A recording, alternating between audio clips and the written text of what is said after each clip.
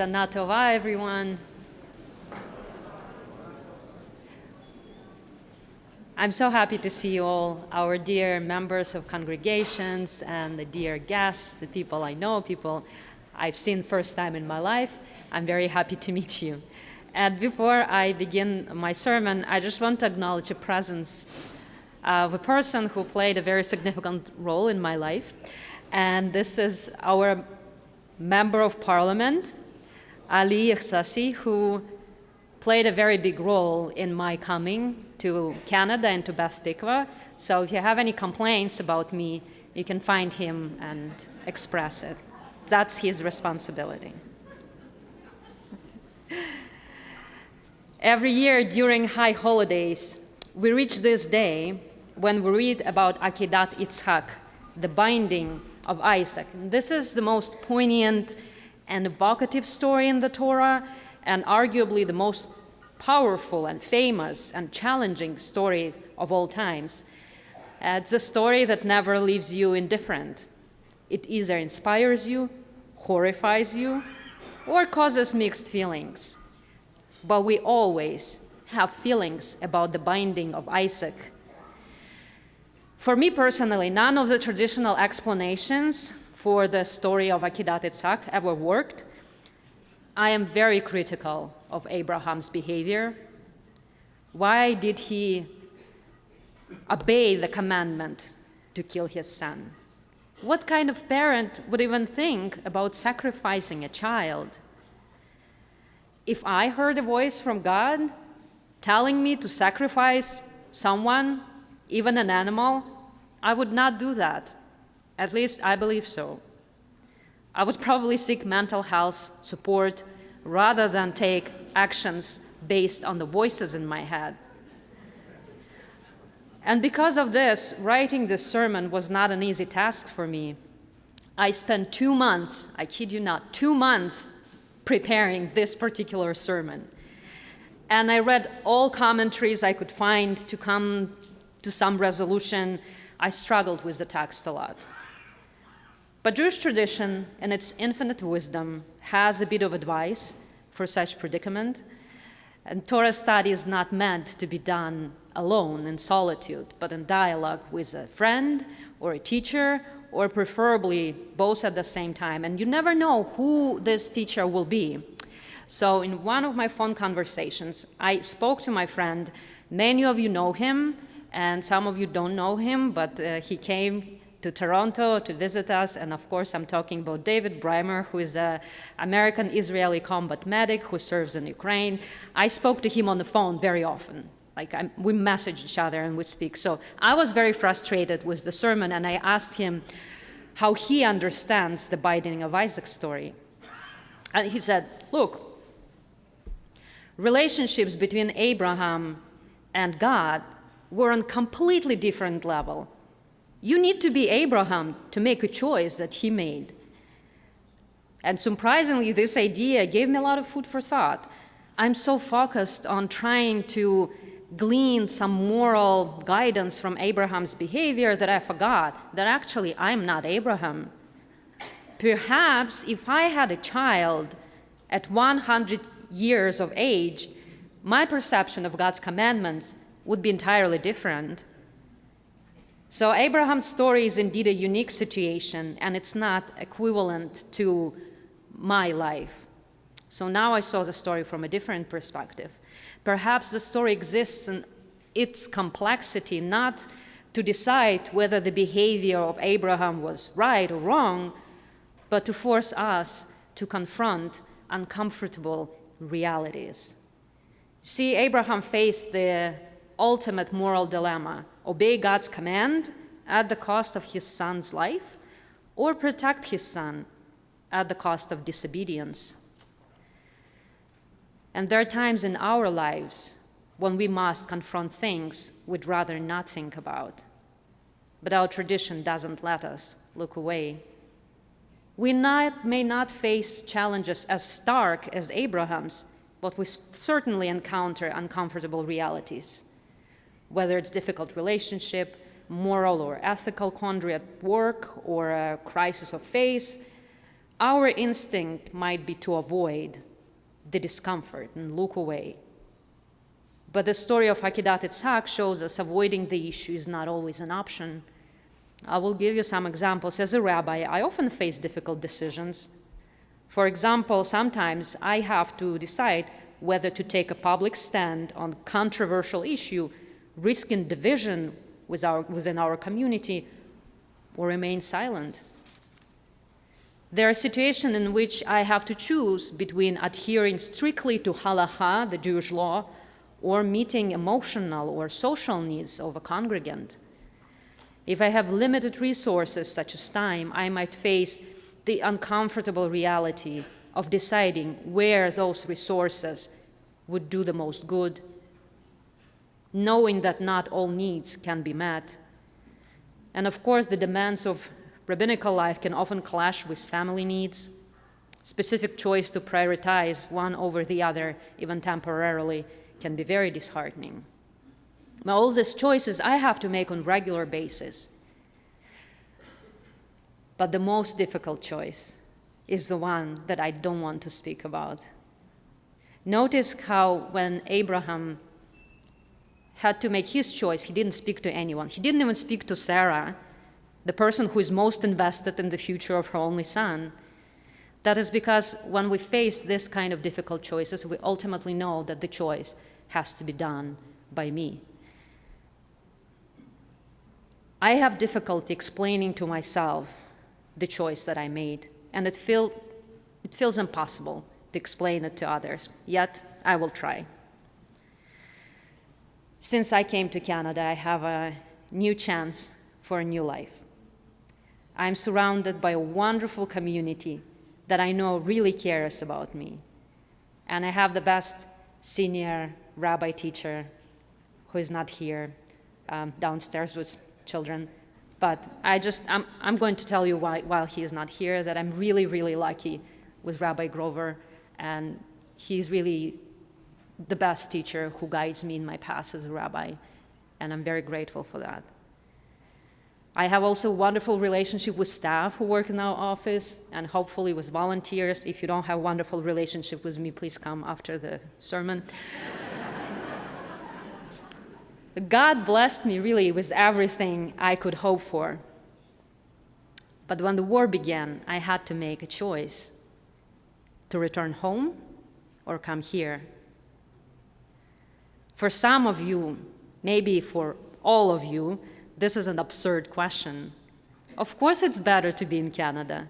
I'm safe here, I have a house, I have a job, and most importantly, I have community that loves me. Moreover, I'm admittedly more helpful for the people of Ukraine from here than if I was actually in Ukraine. So why would I even contemplate the thought of going back into a country that is torn by war and risking my life? Yes, I live in comfort and prosperity. But then I talk to people in Kyiv congregation where I was a member before I became a rabbi. And they say, please come back. We don't have a rabbi. We really, really need you. Please come back. Now, how do you say no to that? Think about these people, Jews like you are, who are living through war every day. Yet they come to study Torah with me every week. We read our sacred text with the air raid sirens in the background. Sometimes there is no electricity, and people would use the last bit of energy left on their cell phones, sitting in complete darkness, to continue reading the Torah portion with me. Despite the dangers of leaving houses, they come for minyan. They don't complain. They always keep a positive and hopeful attitude. The only time they asked me for financial help was when they provided free food packages for elderly people who didn't have money to buy groceries or were immobile and trapped in their homes. So, coming to Canada was the most painful choice I had to make. Please understand that it's not about me choosing one community over the other based on personality of people or the character of community itself. It's a choice of doing what's right in my eyes and according to the Jewish values. Please don't get upset if I say that I don't know if I made the right choice. I don't know if I will ever be able to answer this question. But I'm telling you this because all I want today is for you to think, what is the most important and difficult choice you have to make in your life? Think about it and be brave about it. When faced with unthinkable choices, the benefits are not always immediate or clear-cut. My own decision to come to Canada instead of returning to Ukraine did not get me immediate peace of mind, nor did it make me feel resilient. In many ways, the weight of that choice lingers with me every day. Yet, it was a decision that I had to make, a turning point that has shaped who I am and whom I will become. Sometimes the real benefit of making decision is not resolving the tension, but learning to live with it, carrying that complexity as a part of who you are. The full impact of some choices may not reveal itself for months, years, or even a lifetime.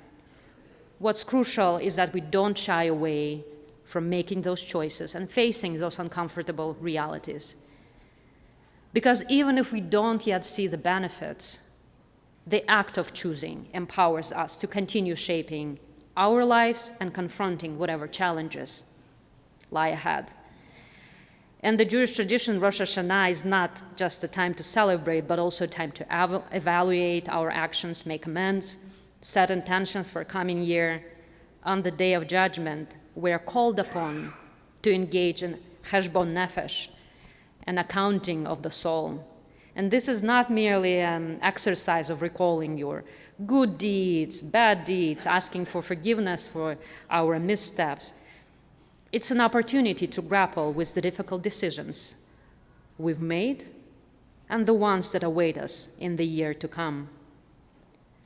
Each stage of life has different questions and different challenges. Young children are deciding how to stand up against bullying, either as witness or as a victim, choosing to be honest when lying would be easier. Teenagers are deciding on which path to take after high school, university, gap year, maybe straight into work, also navigating the complexities of friendship, relationships, and peer pressure. Young adults have to decide on romantic relationships, career paths, maybe moving to another city for opportunities. Adults of all ages, they choose their choice involving the education and upbringing of their children, or how to allocate time between career and family, deciding how to care for aging parents while maintaining their own household, financial choices, investing, helping their adult children financially, decisions about health, like lifestyle changes or medical treatments, choices about retirement, including where to live and how to manage finances, facing decisions about the end-of-life care and estate planning. And all of us, we make ethical choice about how to act in complex situations, be it in personal relationship or social issues. But only you know what choice you have to make. You know it. You know it deep in your heart. But I don't stand here before you today just to stir up fear and anxiety, God forbid. The message of Rosh Hashanah is not one of impending doom, but one of reflection, a deep introspective look into our own souls. As your rabbi and a fellow traveler on life's intricate journey, my deepest prayer for each and every one of us is that year ahead brings not only joy and prosperity, of course, but also the courage to confront the uncomfortable truths and decisions that life inevitably places before us. Let us not delay the choices we will have to make eventually anyway. May you find the strength to face these challenges head-on, bolstering by the love and support of this incredible community we share. May the wisdom of our sacred text guide you, and the sound of the shofar awaken in you a renewed sense of purpose and action. In the year to come, may your toughest choices lead you to the most enriching places, both spiritually and emotionally. And as you navigate the complexity of life, remember that you are not alone. We are a community, a family, standing together in solidarity and faith. So let us welcome the new year 5784 with open heart and conviction that the choices we make, however difficult they are stepping stones on the path to a life of meaning and significance. Gmar Chatima Tova, everyone.